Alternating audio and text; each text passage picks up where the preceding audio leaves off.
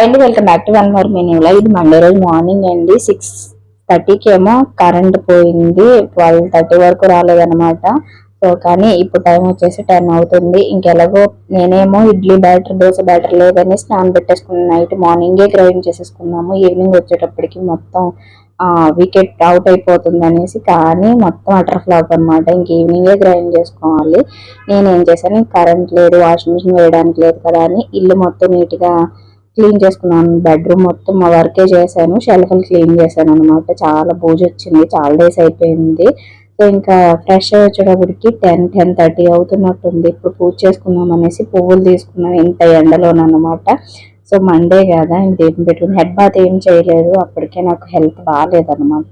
Health బాగోకపోయినా తప్పదు, కొన్ని పనులు ట్రై చేసుకుంటూ ఉండాలి అండ్ కష్టపడాలి.